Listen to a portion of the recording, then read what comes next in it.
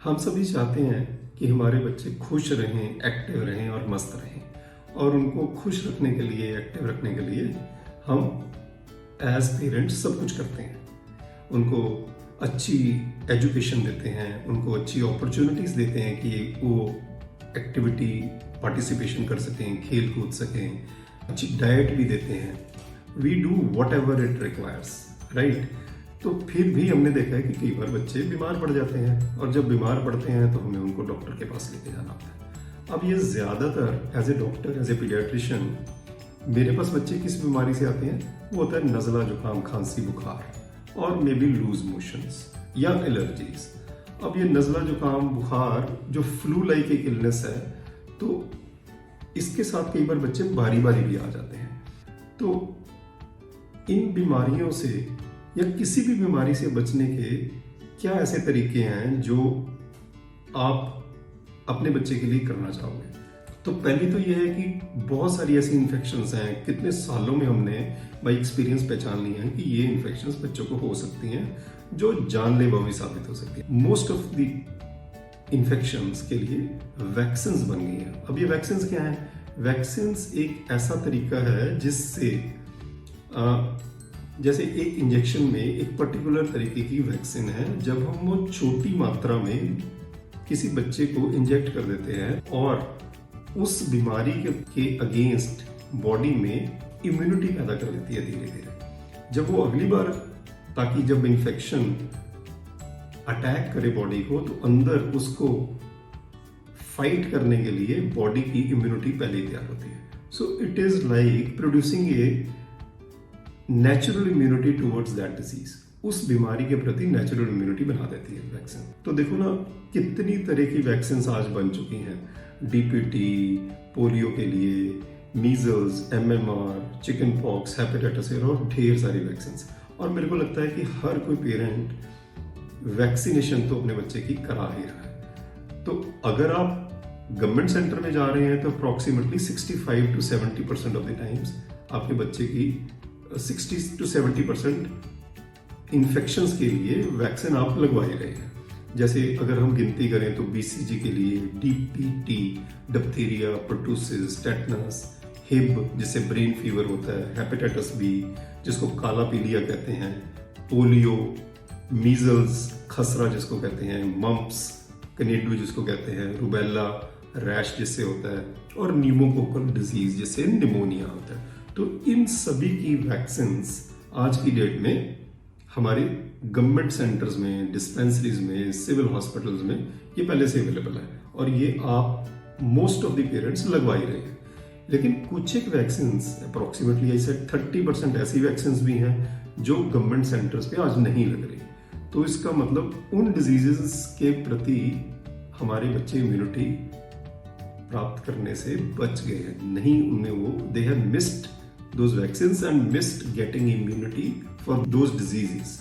अब वो क्या है? जैसे इन्फ्लुएंजा, फ्लू लाइक वायरस करता है, जो कि मोस्ट कॉमन इलनेस है आज हमारी ओपीडी में, जिसके कारण आप अपने बच्चे को किसी डॉक्टर के पास लेके जाते हो। नज़ला, जुकाम, हाई ग्रेड फीवर, कॉफ, तो यही तो है ना जिसके लिए आप लेके जाते हो। तो that is quite preventable by influenza vaccine.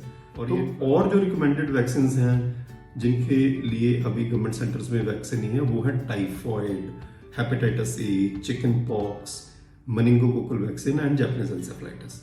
अब देखो ना, टाइफॉइड भी कितना कॉमन है अपने रीजन में, तो क्यों ना ये वैक्सीन लेके हम अपने बच्चे को उसकी इम्यूनिटी प्रोवाइड कराएं। हेपेटाइटिस ए, जिसको जैसे काला पीलिया हेपेटाइटिस बी है, उसके लिए तो वैक्सीन लग रही है, लेकिन हेपेटाइटिस ए जो कि पानी के माध्यम से फैलता, तो चिकन पॉक्स वैक्सीन है। जैसे मीजल्स है, खसरा, उसके लिए वैक्सीन अवेलेबल है गवर्नमेंट सेंटर में। लेकिन चिकन पॉक्स, जिसको हम छोटी माता या जल माता भी कहते हैं, जो बाद में लाइफ में जनेऊ, हर्पीज ज़ोस्टर लाइक कॉम्प्लिकेशंस भी कर सकती है। सो मेरा कहने का भाव ये है, जो वैक्सीन गवर्नमेंट सेंटर्स में नहीं लग रही, वो हमें प्राइवेट सेटअप्स पे जाके अपने डॉक्टर्स से पूछ के वो लगवा लेनी चाहिए जल्दी से जल्दी, ताकि हमारे बच्चे को वो इम्यूनिटी मिल जाए और वो उन बीमारियों के कारण कम से कम बीमार होकर डॉक्टर के पास तो ना लेके जाना पड़े। तो हम बात कर रहे थे कि कैसे हम बच्चे की फ्रीक्वेंट बीमार होने की टेंडेंसी से बच सकते हैं। तो एक तो हुई वैक्सीन, जितनी भी बीमारियों के वैक्सीन हैं वो सारी लगवानी चाहिए, क्योंकि वो नेचुरल इम्यूनिटी देने का एक साधन है। अब सेकेंडली, नेचुरल प्रोडक्ट्स भी यूज करते हैं जिससे बच्चे की इम्यूनिटी नेचुरल वे से बिल्डअप करी जा सके, प्रमोट करी जा सके। तो ये जो प्रोडक्ट्स हमने पिछले 6-7 साल में यूज़ किए और अच्छा एक्सपीरियंस भी हमारा रहा है और बच्चे काफ़ी रिस्पॉन्ड भी कर रहे हैं इससे, तो ये है स्वर्ण पराशनम और शक्ति ड्रॉप्स। अब स्वर्ण पराशनम एक बहुत ही सिंपल सी मेडिसिन या कहें औषधि है जो देसी गाय के देसी घी और शहद, जिसमें कुछ हर्बल मेडिसिन हैं, उसको मिला के बनाई गई है और बड़े सिंपल से वे में महीने में सिर्फ एक बार देनी पड़ती है। और ये कॉन्टीन्यूसली 6 महीने से लेकर 16 साल तक के बच्चों को बहुत सालों से ट्रायल या देखी जा चुकी है, जिससे कोई साइड इफेक्ट्स भी नहीं हुए और उसका इफेक्ट भी बहुत अच्छा रहता है। अब इम्यूनिटी के अलावा ये this also promotes intelligence and memory and makes the child grow regularly and adequately. हम तो ये चाहते हैं कि दिल से ये चाहते हैं कि बच्चे हमारे ठीक रहें, और अगर वो बेटर इम्यूनिटी लेके चलते रहेंगे तो आने वाले टाइम में भी जब उनको इन्फेक्शन का कोई पॉसिबिलिटी होगी तो उनका अपना नेचुरल इम्यूनिटी का जो उनकी अपनी नेचुरल इम्यूनिटी उसको फाइट आउट कर सकेगी। तो सिमिलरली शक्ति ड्रॉप्स भी ऐसे ही हैं, बिल्कुल ही पानी जैसी बिना किसी खुशबू के, बिना किसी टेस्ट के ड्रॉप्स हैं जो हम 2 से 3 drops depending upon the situation बच्चे को एडवाइस करते हैं फॉर 2 to 3 months, और उसका भी बहुत ही अच्छा असर देखा है हमने during the use of 6 to 7 years। तो बात तो यही है कि आप एज पेरेंट्स और हम एज डॉक्टर्स एंड पीडियाट्रिशियन सभी यही चाहते हैं कि हमारे बच्चे स्वस्थ रहें।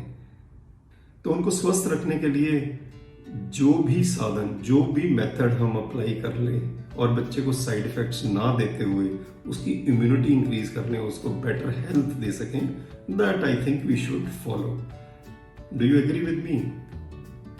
तो चलिए, तो अपने बच्चों को स्वस्थ रखने के लिए जो भी आप कर रहे हैं उसमें अगर आपको ठीक लगे तो ये 2 चीजें जरूर कर लें। और इसके बारे में अगर कुछ आपको डिटेल्स चाहिए हो तो आप हमें अपने क्वेश्चंस और डाउट्स कभी भी भेज सकते हैं। We are always there to help you. Thank you. Best of luck.